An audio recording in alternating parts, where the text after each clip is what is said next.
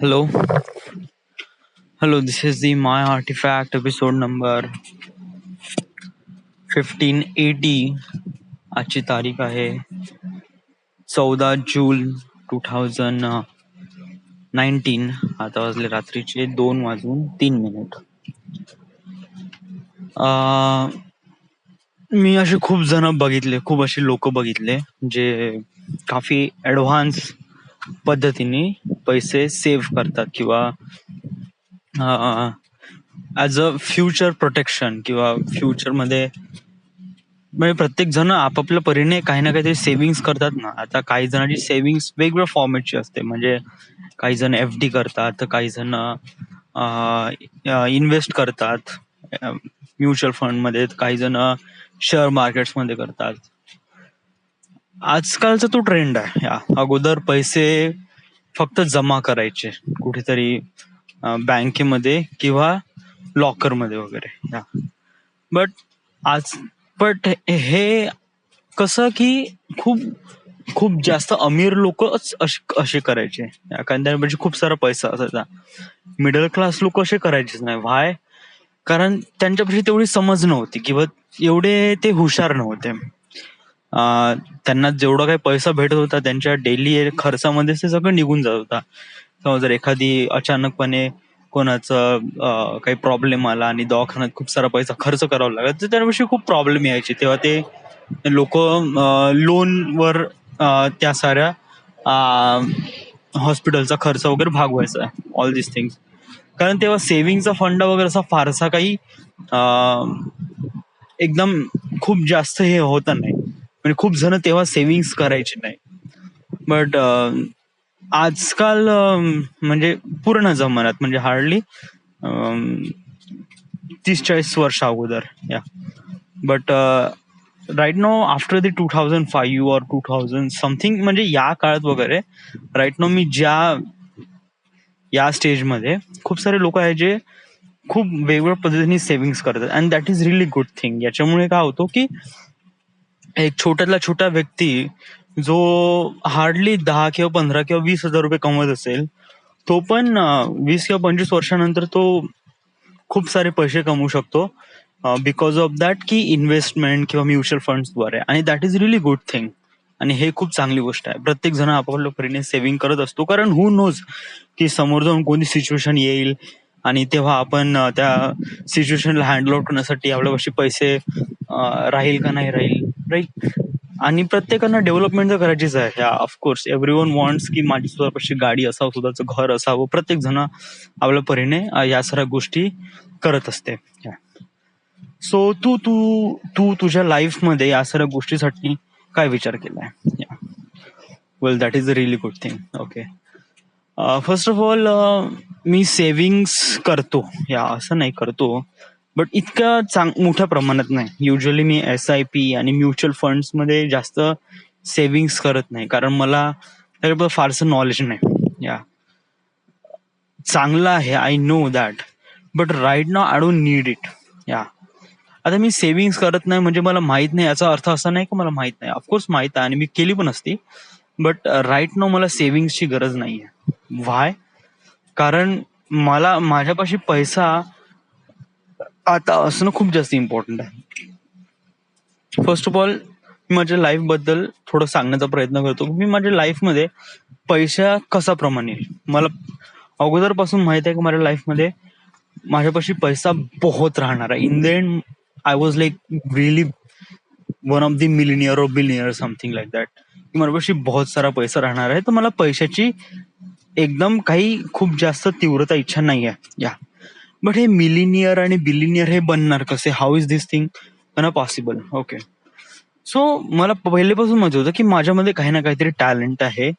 आणि काही वर्षानंतर, म्हणजे आफ्टर 2012 जेव्हा माझं 11वी-12वी झालं, तेव्हा रिअलाइज झालं की मी एक फिल्म मेकर आहे. आणि हळूहळू मी फिल्म बनवायला लागलो माझ्या डोक्यामध्ये, माइंडमध्ये वगैरे वगैरे समथिंग. आणि देन त्याच्यानंतर मग ते जे फिलिंग्स आहे ती स्टोरी लाईन मध्ये तब्दील झाली, आणि स्टोरी लाईन एक प्रकारे स्क्रिप्ट मध्ये तब्दील झाली. आणि राईट नाव मी माझ्या डोक्यामध्ये खूपदा विचार करतो, आणि त्यामुळे त्या स्टोरीचा बॉन्ड इतका भयानक झाला आहे की ती स्टोरी जेव्हा ते फिल्म बनन ती it was like really one of the awesome बनेल जस्ट लाईक बायनरी कोड. या सो मला माहित आहे की मी ज्याप्रमाणे स्टोरी वगैरे लिहितो आणि हे जे टॅलेंट आहे it was like really amazing. या आणि मी याच्यापासून खूप सारा पैसा कमवू शकतो and that is only one is my income source. या सो मग मी या गोष्टीचा कशाप्रमाणे फायदा घेऊ शकतो. सो मी खूप प्लॅन केला फर्स्ट ऑफ ऑल की आता राईट नाव एकदम फिक्स नाही का बिलकुल असंच होईल बा, बट एक प्रकारे मी रोड मॅप तयार केला आहे की अशा प्रमाणे असंच होईल. सो कसं हाऊ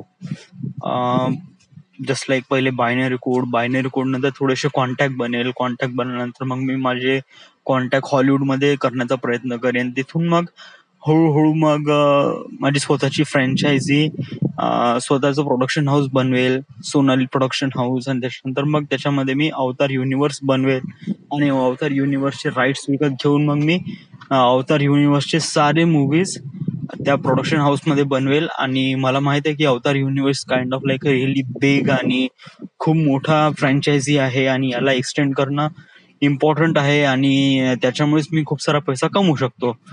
तर अशा प्रमाणे मी ते डिसाईड केलं आहे आणि in the end it will be really good thing. Okay so त्याच्यावरच मी काम करेन. आता काही जण खूप अगोदर पासून लागून राहतात की 20-40 वर्षानंतर मग आपले पैसे हे होऊन जाईल ते होऊन जाईल म्युच्युअल फंड्स मध्ये वगैरे, तू अशा प्रमाणे इन्व्हेस्टमेंट का नाही करत वगैरे समथिंग. वेल राईट नाऊ मला त्या पैशाची गरज आहे. समज जर मी आतापासून पैसे सेव्हिंग करतो आणि 20-40 वर्षानंतर मला ते पैसे भेटेल, ते भेटणार आहे या ओके.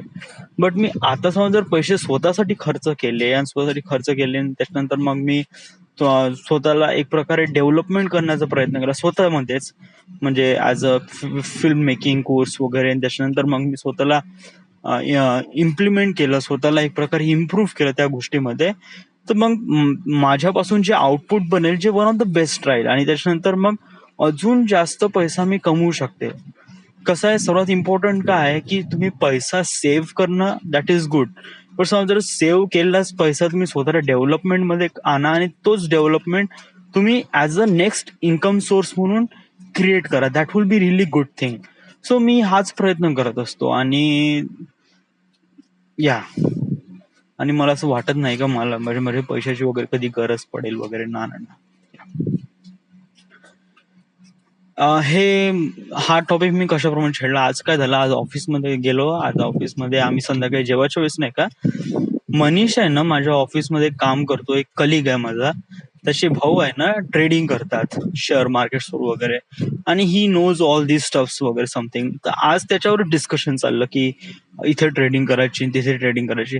आता या डिस्कशन मध्ये मी just like out of the box feel करत होतो, कारण मला त्याबद्दल काहीच माहित नाही, हे शेअर मार्केट्स काय असतात वगैरे वगैरे. It's kind of like really big thing and risky moves वगैरे, आणि SIPs आणि इक्विटी फंड्स वगैरे खूप सारे असतात याच्यामध्ये टर्म्स वगैरे, आणि रिस्क फॅक्टर्स असतो याच्यामध्ये खूप.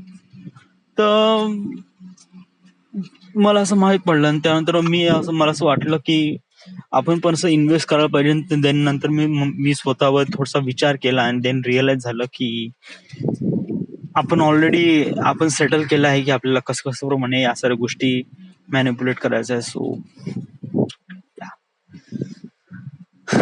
ओके, आज सांगणार का, आज सकाळी उठल्यानंतर मग मी हॉस्पिटलमध्ये गेलो, आईचं आज ऑपरेशन होतं आणि ऑपरेशन बिकेम सक्सेसफुल.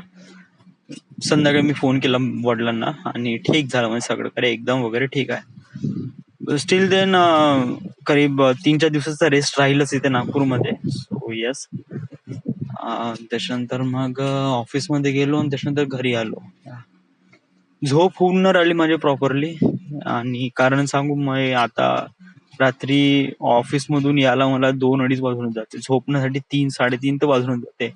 3-3:30 वाजता झोपलो का त्याच्यानंतर मग 7-7:30-8 वाजता मला हागायला लागते. हागून आल्यानंतर मग नाही का मला झोपत नाही लागत, आणि मग विचार करतो की चला आईकडे जायचं आहे का नाही. आता समजा जर मला आईकडे जायचं नसतं हॉस्पिटलमध्ये, तर मग मी मस्त आरामात हागून आल्यानंतर मस्त झोपलो असतो, आरामात उठलो असतो 2-3 वाजता वगैरे, आणि मस्त.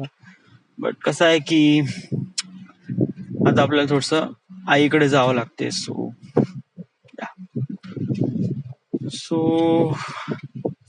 पाहू आपण पुढे. Okay, till then everything is fine, is good. Okay, आपल्याला पुण्याला जायचं आहे, यासाठी आपण प्रयत्न काय करून राहिलोय. प्रयत्न सांगतो जेन्युअली मी काहीच करून न राहिलो आहे. It was really nothing. काही रेझ्युमे अपडेट करत आहे ना काही, just like it.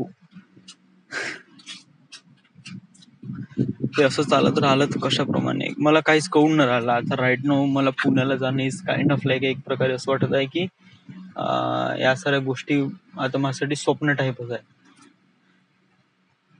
But I don't know या लिटरली. समज जर असं चालत राहिलं तर this is my artifact episode number 15 80 right now. We are at Nagpur, Maharashtra, and thank you.